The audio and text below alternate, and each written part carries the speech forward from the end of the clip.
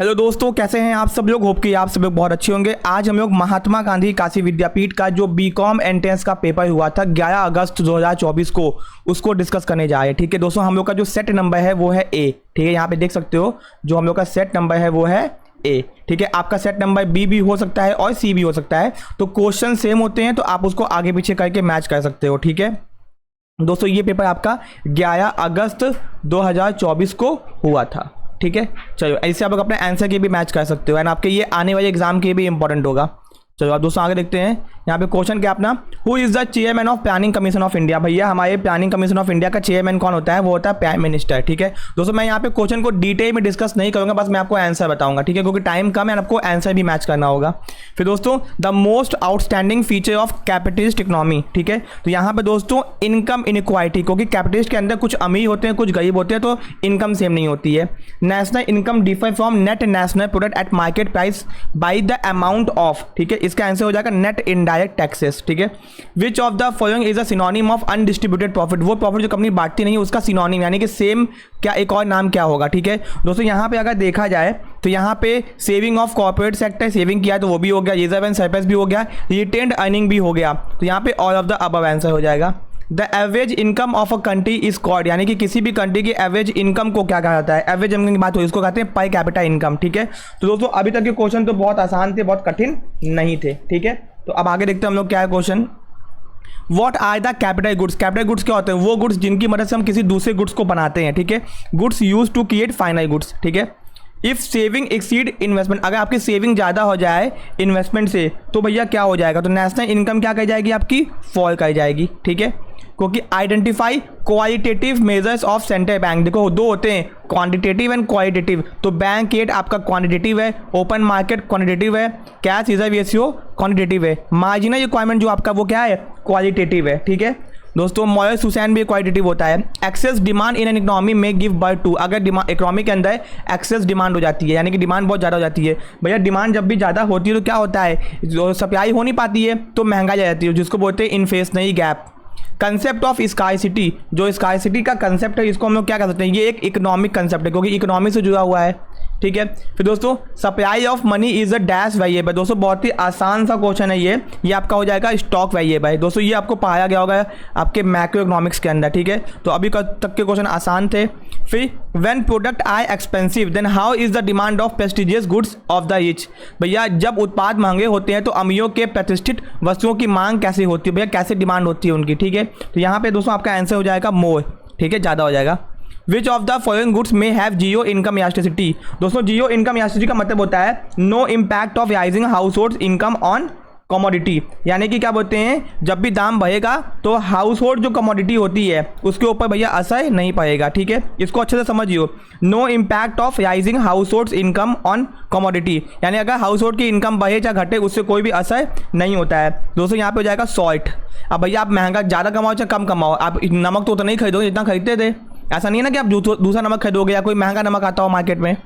Which phase of business cycle is characterised by rising unemployment and falling GDP, यानी कि भैया business cycle का ऐसा कौन सा स्टेज होता है जहाँ पे क्या बोलते हैं बेरोजगारी आ जाती है और जीडीपी हमारी गिरने लगती है। तो इसका आंसर हो जाएगा रिसेशन के अंदर। ठीक है, विच स्टेटमेंट इज ट्रू, कौन सा स्टेटमेंट यहाँ पे सही है, तो यहाँ पे national income equal to national expenditure equal to national income plus national saving. आप ये वाला आंसर क्या आपका सही है। ठीक है, अब दोस्तों विच of the following was not an objective of industrial policy, कौन सा ऑब्जेक्टिव नहीं है, कौन सा ऑब्जेक्टिव नहीं है। ये थोड़ा सा ट्रिक क्वेश्चन है। डेवलपमेंट ऑफ कॉर्पोरेट सेक्टर ये है, एक्सपेंशन ऑफ पब्लिक सेक्टर ये है, development of machine making industry, दोस्तों सब आंसर होगा यहाँ पे, यानी कि नॉन ऑफ द अबव, यानी कि सबके सब ऑब्जेक्टिव हैं, यहाँ पे नॉट पूछा है। ठीक है, value of goods sold to the rest of the world minus value of goods imported from the rest of the world. दोस्तों यहाँ पे इसका आंसर बहुत से बच्चे बैलेंस ऑफ पेमेंट टिक करके मारेंगे, बट यहाँ पे आंसर होगा बैलेंस ऑफ ट्रेड, क्योंकि केवल गुड्स की बात हो रही है, केवल गुड्स की बात हो रही है। ठीक है, एंड बैलेंस ऑफ पेमेंट के अंदर सब कुछ आता है। Transformation of input into output is known as, जब भी हम लोग किसी चीज़ को कन्वर्ट करते हैं इनपुट को आउटपुट के अंदर तो दोस्तों उसको हम लोग कहते हैं प्रोडक्शन। ठीक है, minimum support price guarantee the farmer. ठीक है, विथ दोस्तों इसको आंसर और क्या हो सकता है, मिनिमम सपोर्ट प्राइस एमएसपी का फ्लोर प्राइस, यानी इतना तो उसको मिलेगा ही मिलेगा। Which of the following is also known as international bank for reconstruction and development. दोस्तों इसको वर्ल्ड बैंक कहा गया है। ठीक है, ऐसे तो इसका नाम होता है IBRD, इसको वर्ल्ड बैंक भी कहा गया है। ओके, अब दोस्तों which act was removed in new economic policy, कौन से एक्ट को हटा दिया गया है न्यू इकोनॉमिक पॉलिसी के अंदर। ठीक है, तो यहाँ पे दोस्तों अब आप बहुत ही इंपॉर्टेंट एंड अच्छा सा आसान सा क्वेश्चन है ये। ठीक है, क्योंकि दोस्तों इसको आपने पढ़ा भी होगा पहले। ठीक है, MIMP MDPE MIPP MITP, तो ये आपका आंसर हो जाएगा। अब दोस्तों what impact did IPG liberalisation privatisation and globalisation had on India GDP growth rate. तो भैया अब देखो IPG पॉलिसी का इंडिया के ग्रोथ रेट पे क्या असर पड़ा। जब IPG आया तो सिंपल सी बात है, हमारे देश की जो ग्रोथ थी वो क्या बोलते हैं इंक्रीज कंसिस्टेंटली ओवर ईयर्स, यानी कि वो लगातार बढ़ती गई। ठीक है, अब दोस्तों इसका आंसर देखा जाए तो दोस्तों बहुत सारा हो सकता है, बट यहाँ पे जो मोस्ट अप्रोप्रिएट आंसर हो जाएगा वो डी हो जाएगा। ठीक है, increase in aggregate output goods and services, यानी कि भैया अगर हमारा जो टोटल आउटपुट है गुड्स एंड सर्विसेज का अगर वो बढ़ता है यानी हमारी इकोनॉमिक की ग्रोथ हो रही है। ठीक है, which of the following is not a component of balance of payment, कौन सा बैलेंस ऑफ पेमेंट का कंपोनेंट नहीं है। तो कैपिटल अकाउंट होता है, करंट अकाउंट होता है, रियल अकाउंट नहीं होता है, तो नॉट पूछा है तो ये हो जाएगा। Balance of payment is a dash concept as compare to balance of trade. तो भैया बैलेंस ऑफ पेमेंट बड़ा कंसेप्ट है, वाइडर कंसेप्ट है। ठीक है, यानी कि ब्रॉडर कंसेप्ट है, एंड बैलेंस ऑफ ट्रेड छोटा कंसेप्ट है। ठीक है, which of the following solve the double coincidence of bonds, इसका आंसर बहुत सारे बच्चे गलत करके आएंगे कंफर्म। इसको देखते ही आपने आंसर टिक किया होगा मनी। यहाँ पूछा है which of the following solve the double coincidence of bonds. ठीक है, अगर डबल कोइंसिडेंस ऑफ बॉन्ड्स यहाँ पे दोस्तों होती है, अब यहाँ पे ध्यान दो क्वेश्चन क्या है, इनमें से क्या इच्छाओं की दो ही सहमति को हल करता है। ठीक है, तो दोस्तों अगर यहाँ पे आपका आंसर जो है देखो बैंक तो होगा नहीं। ठीक है, अब यहाँ पे गुड्स आ गया और आपका आ गया मनी।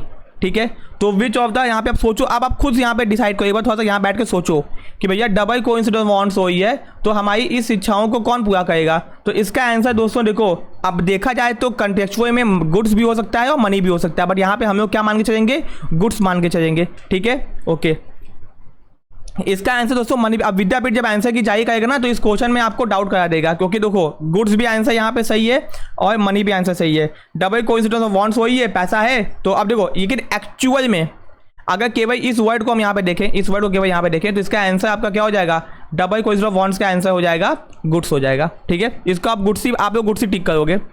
फिर दोस्तों आते हैं which is the period of fiscal year. दोस्तों अकाउंटिंग ईयर और फिस्कल ईयर सेम होता है। ठीक है, 1 अप्रैल से 31 मार्च।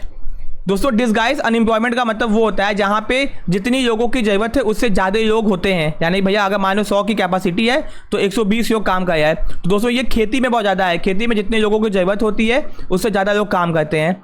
विच of the following item would be subtracted from net income when using the indirect method. जब भी हम लोग नेशनल इनकम में इनडायरेक्ट मेथड का यूज़ करते हैं तो किस चीज़ को माइनस करते हैं। ठीक है, सिंपल सी बात है दोस्तों, इसका आंसर आपको आना चाहिए, डेप्रिसिएशन के खर्चे को माइनस कर देते हैं। Total utility is maximum when marginal utility is 0, TU is maximum, MU is 0। दोस्तों आसान सा क्वेश्चन था। Dash market is a market for old issue, यानी कि आपने पुराना मार्केट, सेकंड हैंड मार्केट कह सकते हो, इसको कहोगे आप स्टॉक एक्सचेंज या फिर secondary market. The MSME development act came into force. दोस्तों ये 2006 में आया था।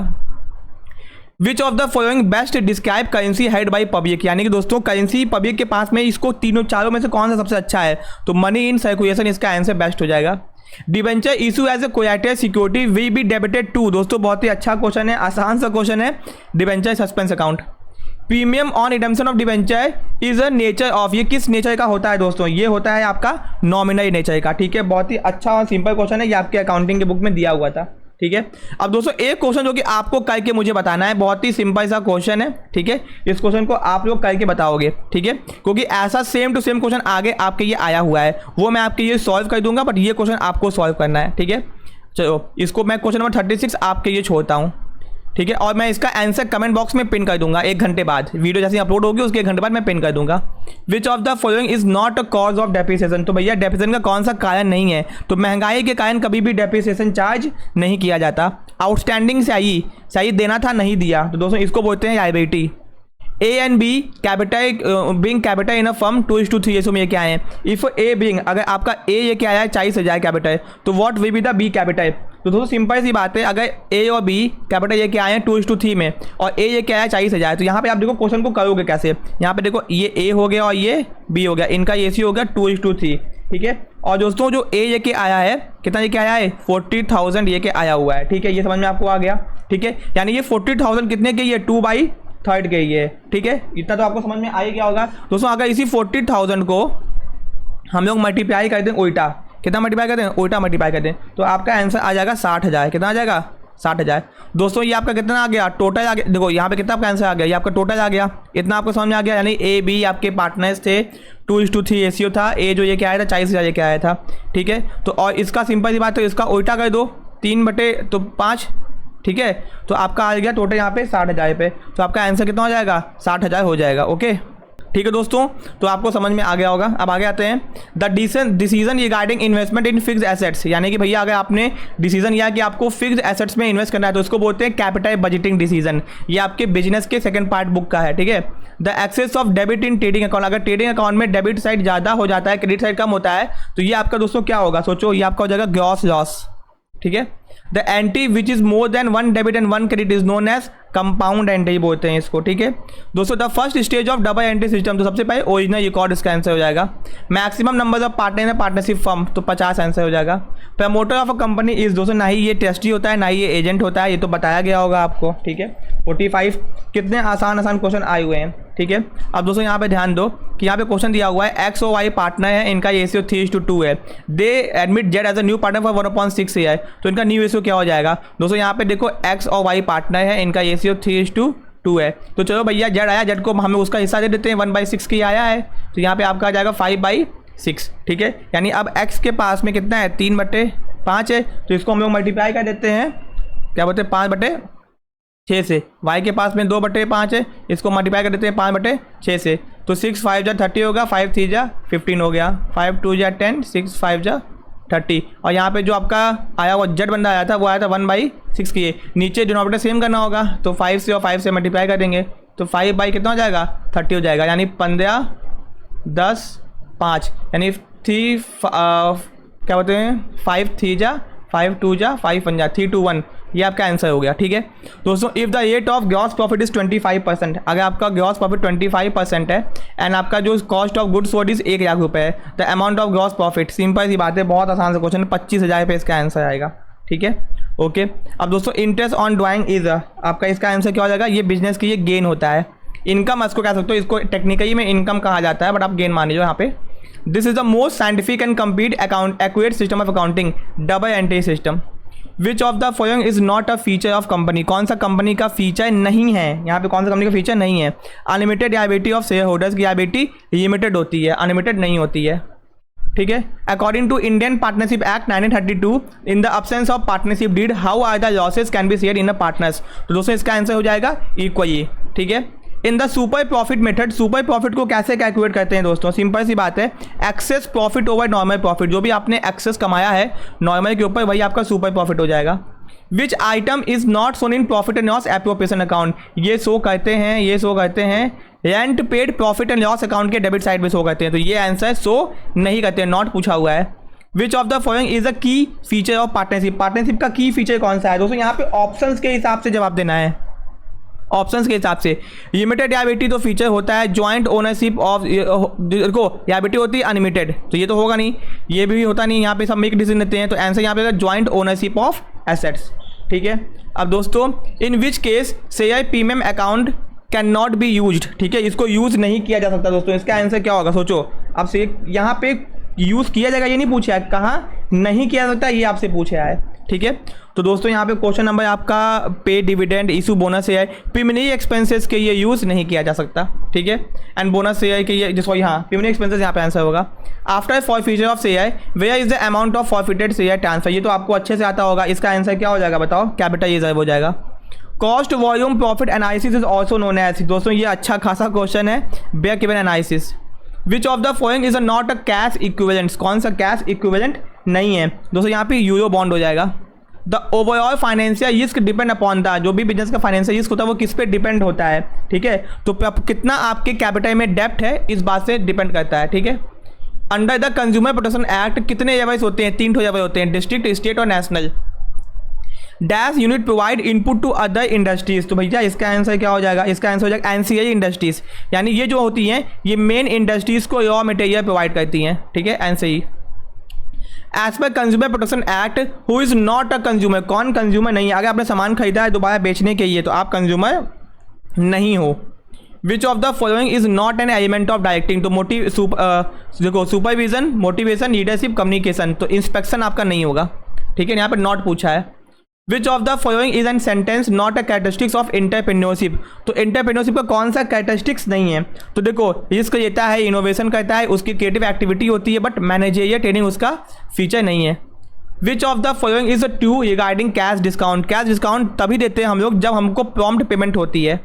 Non monetary incentive are called, दोस्तों उसको क्या बोलते हैं, नॉन मॉनेटरी इंसेंटिव को हम लोग क्या बोलते हैं। अब देखो यहाँ पे ये आंसर थोड़ा सा आपको अच्छा खासा पूछा गया है, इसको कहते हैं फ्रिंज, यहाँ पे वेजेस भी पैसे के फॉर्म में होता है, सैलरी अलाउंस, तो ये आपका आंसर हो जाएगा। Which of the following is not a functions of management, यहाँ पे प्लानिंग, स्टाफिंग, कोऑर्डिनेशन, कॉर्पोरेशन कोई भी फंक्शन नहीं होता। दोस्तों इस क्वेश्चन में बहुत सारे बच्चों को नहीं आता होगा, गलती कर दिया, अगर आपने कॉमर्स सेक्शन से पढ़ाई की है तो आपने इस क्वेश्चन को जरूर से अटेम्प्ट किया होगा। क्वेश्चन नंबर 68, लूथर गुलिक ने कौन सा कंसेप्ट दिया था, प्लानिंग, ऑर्गेनाइजिंग, स्टाफिंग, डायरेक्टिंग, ये आपका आंसर हो जाएगा, ठीक है। Contingent plan to meet environmental pressure, दोस्तों इसका आंसर बहुत दिमाग कर देना होगा, स्ट्रेटेजी आंसर होगा। When seller manipulate the price is known as, दोस्तों जब एक सामान बेचने वाला सामान के साथ छेड़छाड़ करता है, मैनिपुलेट करता है उसके प्राइस को, इसको बोलते हैं अनफेयर ट्रेड प्रैक्टिस, ठीक है। Which of the following activity is not related to public relations, कौन सा पब्लिक रिलेशन से नहीं जुड़ा हुआ है, event planning. Which of the following is not one of the Ps of marketing, product price place promotion chart होता है, तो कौन सा नहीं है, तो भैया क्वेश्चन नंबर 72 इसका आंसर हो जाएगा डी। फिर एलिमेंट ऑफ डेलीगेशन, डेलीगेशन का एलिमेंट क्या, सबसे पहले हम लोग रिस्पॉन्सिबिलिटी देते हैं, फिर अथॉरिटी देते हैं, फिर अकाउंटेबिलिटी देते हैं, तो आंसर हो जाएगा A. X and Y theory, motivation की थ्योरी ये किसने दी है, MC गेराई ने दी है। In organizing which principle ensure that employ has the specific role and clear responsibility, इसका आंसर दोस्तों हो जाएगा principle of unity of command. 75 question हमने अभी तक अटेम्प्ट कर दिए हैं दोस्तों, ठीक है। क्वेश्चन नंबर 76 पे आते हैं। Which level of management is responsible for strategic planning, तो भैया प्लानिंग तो टॉप लेवल ही करता है, चाहे कोई भी प्लानिंग हो। Which characteristics of management is essential to consider its profession, तो दोस्तों यानी कि यहाँ पे क्या है कि प्रबंधन को एक पेशा मानने की कौन सी विशेषता आवश्यक है, ठीक है, तो दोस्तों एम्प्लॉयमेंट मानने के लिए, तो वहाँ पे ऑप्शन अगर आप देखोगे यहाँ पे 77, इन्फॉर्मल ट्रेनिंग, स्पेशलाइज्ड नॉलेज, हाँ स्पेशलाइज्ड नॉलेज होनी चाहिए, ठीक है, ये आपका आर्ट का ही होता है, ठीक है। Which of the following best describe effectiveness in a business organisation, दोस्तों इफेक्टिवनेस का मतलब होता है कि काम टाइम पे हो जाए, इस बात को तो समझो पहले। यहाँ पे ऑप्शन लेकिन दूसरे दिए हुए हैं, तो यहाँ पे दोस्तों डिजायर्ड आउटकम, मतलब कि जो भी हमने आउटकम सोचा उसको हम अचीव करें, यानी टाइमिंग की बात यहाँ पे एक तरीके से आ गई, ठीक है। Dash deal with appointing people placing them in a job, दोस्तों इसका आंसर सिंपल सी बात है, आपने पढ़ाई की आपको पता होगा, स्टाफिंग हो जाएगा। The problem in communication channel is known as, दोस्तों इसको क्या कहते हैं हम लोग, इसको कहते हैं सिमेंटिक बैरियर, ठीक है। Which is the reward for risk taking business, अगर आप इसका आंसर गूगल पे सर्च करोगे तो आपको दिखाएगा सक्सेस, बट आंसर क्या हो जाएगा, profit. Which of the category of industries cover oil refinery and sugar mill, तो भैया ऑयल रिफाइनरी में और जो कच्चा तेल निकलता है उसको रिफाइन किया जाता है, तो प्राइमरी भी तो होगा नहीं, सेकेंडरी आंसर होगा, बहुत सारे बच्चे इसका आंसर प्राइमरी मार के आए होंगे, ठीक है। Which of the following is not an intangible assets, तो भैया ट्रेडमार्क आपका नॉट एन टेंजिबल एसेट्स, तो मशीन, फैक्ट्री, ऑफिस आपका टेंजिबल या इंटेंजिबल है। Which of the these arises from man quest of social satisfaction, यानी कि एक इंसान को सोशल सेटिस्फैक्शन जो मिलता है उसके कारण क्या अराइज होता है, क्या बनता है दोस्तों, तो मैं आपको बता दूं इसका आंसर हो जाएगा informal organisation. Which of the following is a part of external environment, तो यहाँ पे कंपटीशन जो है एक्सटर्नल में आ जाएगा, ये बिजनेस एनवायरनमेंट का क्वेश्चन है। Which of the following is not a type of plan, कौन सा प्लान नहीं है, तो मेथड, प्रोसीजर, प्रोग्राम, प्लान है, एक्शन प्लान कोई प्लान नहीं होता। फिर दोस्तों क्वेश्चन नंबर 87 पे हम लोग आते हैं, ठीक है। Which of the following is an advantage of divisional organisational structure, इसका आंसर हो जाएगा focus on specific area. Which training is suitable for skilled trade और टेक्निकल प्रोफेशनल, इसका आंसर हो जाएगा अप्रेंटिसशिप ट्रेनिंग, ठीक है। दोस्तों अब मैं मैथ्स का कुछ क्वेश्चन मैंने सॉल्व किया है, 3 क्वेश्चन मैंने सॉल्व नहीं किया है, ठीक है, तो मैं आपको आंसर बता देता हूँ। आपका 89 का जो आंसर दोस्तों हो जाएगा वो आपका हो जाएगा 40%, ठीक है। फिर दोस्तों क्वेश्चन नंबर 90 का जो आपका आंसर मैंने सॉल्व किया होगा, इसका सॉल्यूशन मैं आपको टेलीग्राम चैनल में भेज दूंगा, आप वहाँ पे देखना कैसे सॉल्व किया गया है, ठीक है। मैंने सारे क्वेश्चन को सॉल्व कर दिया है। क्वेश्चन नंबर 90 इसका आंसर हो जाएगा 12,000, ठीक है। अब ए की स्याही 50% ज़्यादा है बी से, तो बी की स्याही कितनी परसेंट कम है ए से, इसका आंसर 33.33%, ठीक है, मैंने सॉल्व किया हुआ है, ठीक है, बहुत ही सिंपल क्वेश्चन है। ए ट्रेन 120 मीटर लॉन्ग है, पास करिए टेलीग्राफ पोस्ट से 6 सेकंड में, find the speed of train, इसका answer 72 kilometre per hour. The greatest number of 4 digit which is divisible by 15, 25, 40, 75, तो इसका ICM ले लेंगे दोस्तों, तो इसका आपका आंसर आ जाएगा 9,600, फिर दोस्तों rupees 15,000 were invested bye yam and Shyam started the business, they got profit of 2,000, end of the year Shyam profit 600 था, तो how much did yam invest, तो भैया याम ने इन्वेस्ट किया 10,500 रुपये, ठीक है, okay. A number is multiplied by its 1/3 to gets 192, find the number, इसका आंसर हो जाएगा 24, ठीक है। अब दोस्तों क्वेश्चन नंबर 96 यहाँ पे देख लो, क्वेश्चन मैथ्स के बहुत इजी, कठिन नहीं थे, मतलब इजी ही थे, थोड़ा सा दिमाग लगाओगे तो आप अलग तरीके से भी कर सकते हो, ठीक है। क्वेश्चन नंबर 96 का आंसर आपका हो जाएगा 486, ठीक है। 97, 98, 99 मैंने नहीं किया है, ठीक है, और इसका मैंने सॉल्यूशन करके डाल दिया है। अब दोस्तों 90, 100 का जो आपका ये आपका बेसिक मीन का क्वेश्चन एक तरीके से है, तो इसका आपका आंसर हो जाएगा 54.68, ठीक है। तो दोस्तों मैंने सारे क्वेश्चन सॉल्व करवा दिए, होप कि आपको अच्छा लगा होगा। आंसर की आएगी तो मैं आपको ऑफिशियल आंसर की बता दूंगा। एक दो क्वेश्चन के आंसर विद्यापीठ के हिसाब से चेंज हो सकते हैं, जो कि हर साल होता ही होता है, ठीक है। तो वीडियो को लाइक करना, चैनल को सब्सक्राइब करना, जैसे ही आंसर की आएगी मैं सबसे पहले आपको बताऊंगा, ठीक है। मिलते हैं नेक्स्ट पार्ट में, थैंक यू सो मच।